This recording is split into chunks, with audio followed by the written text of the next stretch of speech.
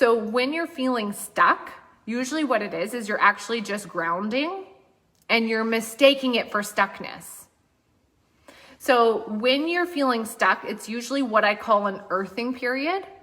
So when I look at energy and when I'm explaining energy to you, there's different types. So there's the earth energy.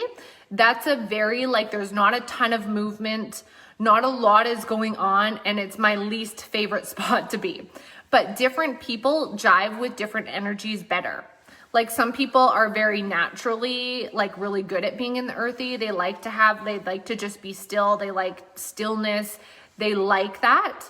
So when you're in an earthing period, it's there's a lot of things going on under the surface and a lot of churning and a lot of internal shifts that are happening, and they're deep and they're profound. And if you just surrender to the fact, and this is what happens is everybody says, you always hear coaches say, you've got to surrender to it. And I would be like, how the fuck do you surrender to it? I don't know how to do that. What are you talking about? Surrender to it. Okay, I surrender, God, I surrender, and I couldn't figure out how to surrender.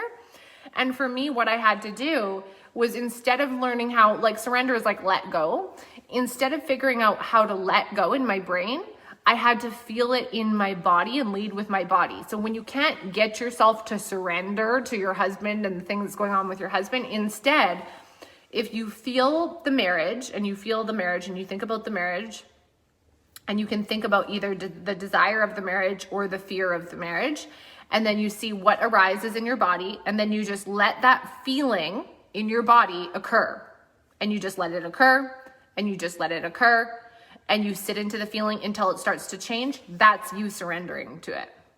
And then eventually what will happen is the feelings will start to change. And as you do that, so as you let your body grind on it and as you feel it in your body, you'll notice that thoughts start to come up.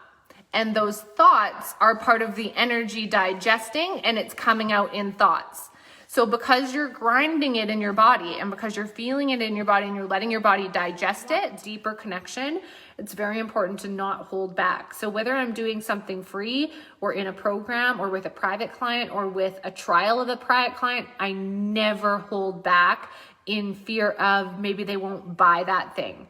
I always give 100%. So if you want deeper connection, you've got to be willing to go deeper, regardless of, and I'm not saying go around and spend an hour private coaching somebody who hasn't paid anything, but when people come to you, give them the chance to connect with you deeper. Give them the chance to see you. Don't show them only your strengths and only your fierceness. Show them every side of you. Be the woman that you are behind the scenes. Be the woman who says the thing.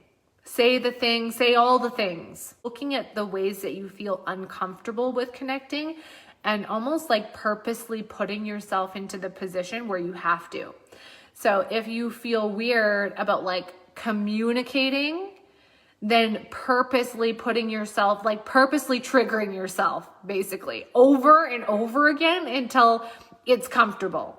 Because it's not comfortable to say these things or to feel these things because that's not how that's not how I was brought up or whatever. So do it every damn day. I had a lot of insecurities about being around women who had a lot of money a while back, a long time ago before I started getting into the online space, and sisterhood wounds and stuff like that. So if you have sisterhood wounds and stuff, the best thing for you to ever do is jump into a mastermind. So anyways, I had sisterhood wounds and I had insecurities around money.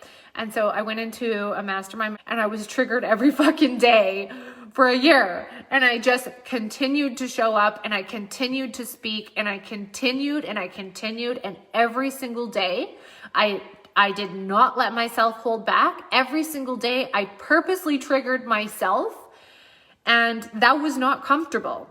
It was not comfortable to be in a Voxer chat with women who I perceived to be better than me, higher than me, who were achieving and making a way higher income.